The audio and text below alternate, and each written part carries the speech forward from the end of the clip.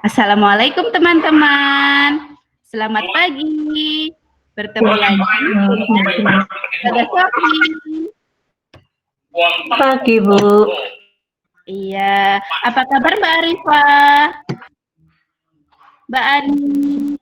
Alhamdulillah sehat, Bu Guru. Baik, Bu.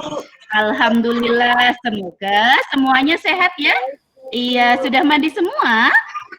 Sudah, Bu. Sudah, Bu. Sudah. Hebat. Anak ibu semuanya hebat, pinter, sudah mandi, sudah sarapan, sudah siap belajar? Siap, Bu. Sudah, Bu. Siap, Bu. Langsung saja Bu Guru mulai ya. Teman-teman, sebelum belajar, seperti biasa, kita akan berdoa terlebih dahulu supaya ilmu yang kita dapat hari ini bisa bermanfaat. Yuk, semuanya sikap berdoa. Sikap berdoa. Tangannya diangkat, kepalanya menunduk. Ya. Bismillahirrahmanirrahim. Raditu billahi rabba wa bil islami dina wa bi Muhammadin nabiyyan wa rasulah. Rabbi zidni ilma warzuqni fahma. Amin. Baik, semoga setelah kita baca doa, hari ini kita bisa mendapatkan ilmu yang bermanfaat. Nah, teman-teman. Amin. Ya, hari ini Ustazah akan memperkenalkan budaya yang ada di daerah kita. Karena apa? Temanya hari ini tema budaya. Budaya apa sih, Ustazah? Budaya itu ciri khas. Di sini di Purbalingga itu ada kerajinan knalpot, ada juga kerajinan batik, betul sekali. Tetapi hari ini Ustazah akan ngobrol-ngobrol tentang batik ya teman-teman. Sudah tahu batik apa? Batik itu apa? Ada yang tahu? Belum, Bu. Belum. Ya, Ustazah kasih tahu ya, batik itu kain yang terbuat dari kain khusus yang bisa untuk dituangi tinta untuk membuat batik. Bagaimana cara membuatnya? Nah, hari ini kita akan belajar cara membuat batik. Nah, terus bagaimana bisa jadi siapa yang membuatnya teman-teman? Ada yang tahu? Nah, sebelum Ustazah tanya semuanya, nanti kita akan menonton video yang Ustazah putar. Nah, dilihat dan dicermati ya teman-teman. Nanti setelah lihat video, Ustazah akan tanya tentang video yang sudah kita lihat bersama. Sudah siap? Ini sedang, Bu. Sedang proses. Baik. Langsung saja teman-teman, Ustazah akan memperkenalkan macam-macam motif batik. Yang pertama, motif rawa dari Purbalingga. Yang kedua, Megamendung dari Cirebon. Dan yang motif jari-jari seperti ini namanya batik lurik dari Solo. Selanjutnya, batik priangan dari Tasikmalaya. Dan yang terakhir, batik gentong namanya. Batik gentong ini berasal dari daerah Madura. Sekarang saya sudah pengrajin batik. Di sini ada Ibu Sumira dan Ibu. Nah, setelah ini kita lihat proses pembuatan batik ya teman-teman. Nah, tunggu cara bikinnya. Nah, lihat nih teman-teman. Pertama yang kita lakukan kalau batik itu menggambar seperti di buku gambar. Kita menggambarnya di kain, lihat ada kainnya sudah ada gambarnya. Nah, nanti Ibu Sumira ini akan mulai membalik di atas gambarnya. Makanya Bu nyamping. Ini ada alat khusus teman-teman. Nah, di sini ada kompornya juga kecil. Di sana juga ada tintanya apa Bu itu Bu? Malam. Nah, ini ada yang belum meleleh. Nah, kita harus di atas kompor terus ya, biar bisa meleleh dan bisa diambil untuk menggambar. Nah, ini Ibu Sumira sudah mulai menggambar batiknya ya teman-teman.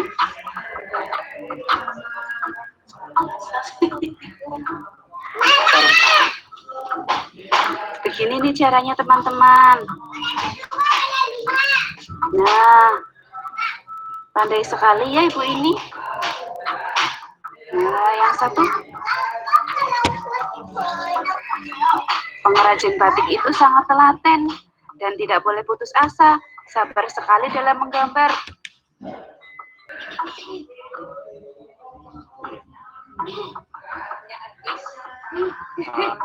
Nah, ini mau dipasang. Terus ini dilipat dulu. Terus juga kita akan memasuki proses pewarnaan teman-teman. Nah, pertama direndam dulu dalam air biasa ya Bu. Iya.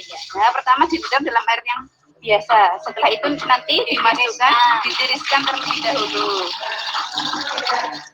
Nah, setelah itu dimasukkan.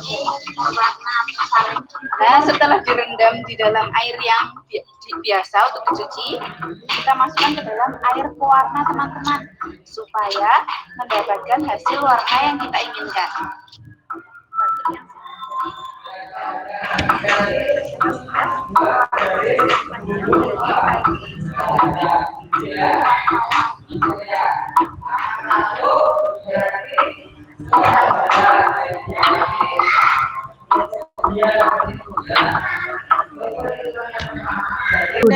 Nah, sekarang sudah tahu apa itu batik?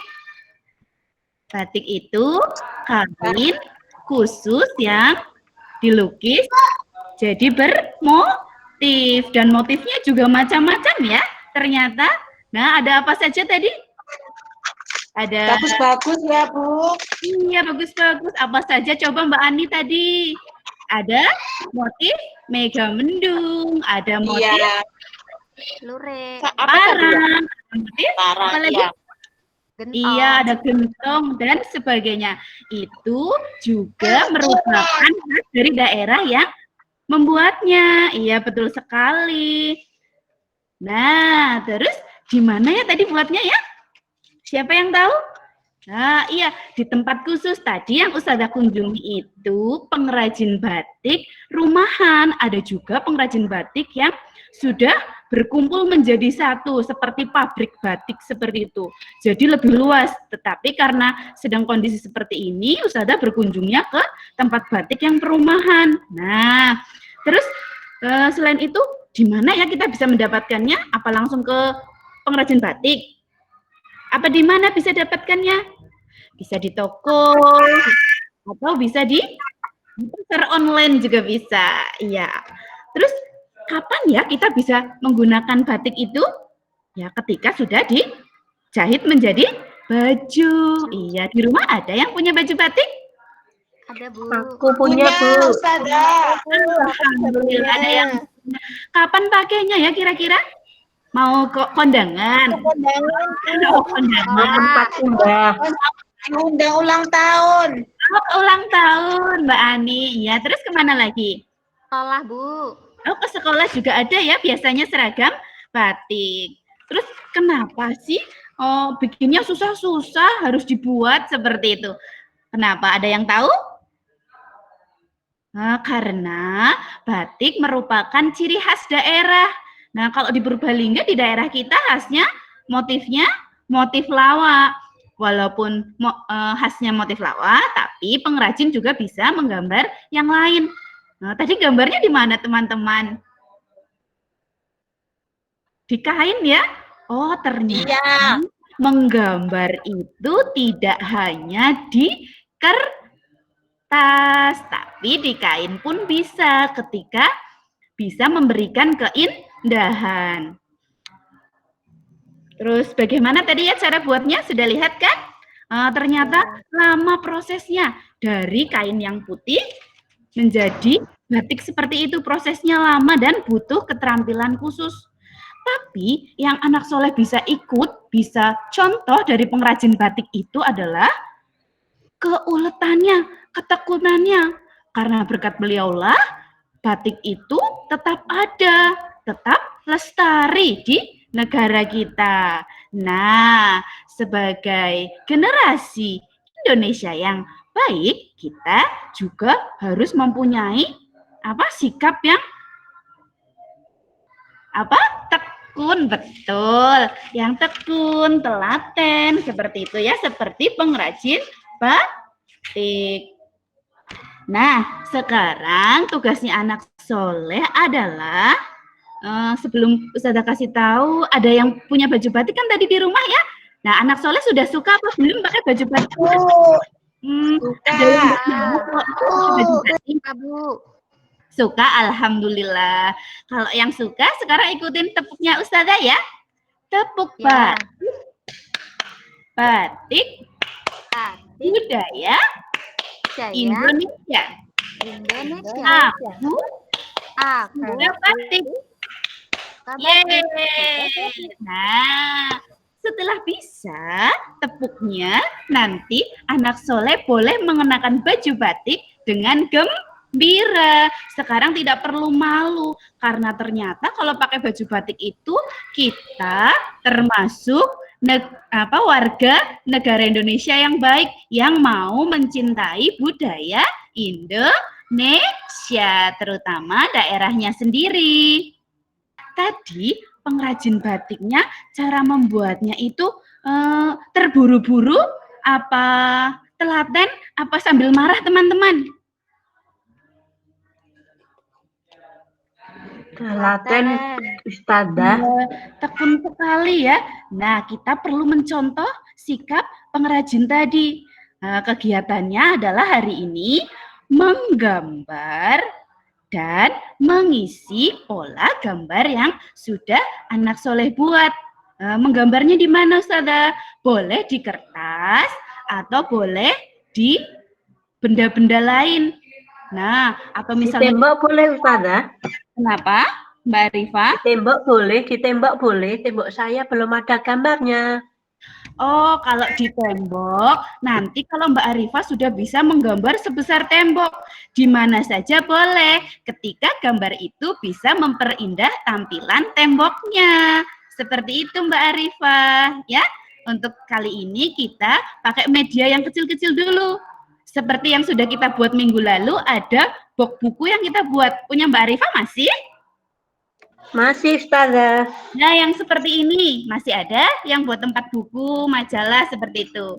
Nah, sekarang iya, Ustazah juga akan menggambar di box buku yang sudah kita buat minggu lalu. Nah, kira-kira Mbak Arifah mau gambar apa ya? Kalau Ustazah sekarang mau gambar burung. Kalau Mbak Arifah mau gambar apa? Mau gambar bunga, Bun. Oh ya, boleh. Boleh sekali gambar bunga, boleh. Kalau Mbak Sari mau gambar apa? Mbak Sari?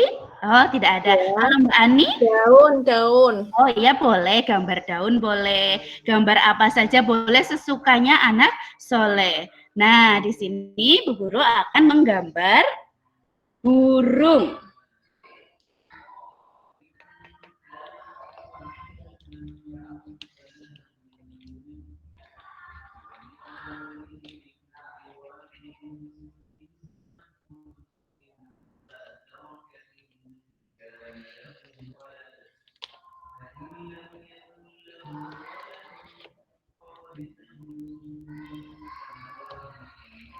Sudah terlihat gambarnya?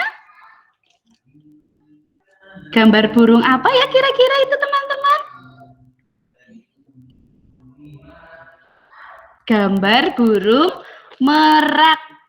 Nah, setelah anak soleh sudah menggambar, silahkan nanti boleh mengisi gambarnya dengan benda-benda yang ada di rumah, atau sering kita sebut kolase. Apa teman-teman?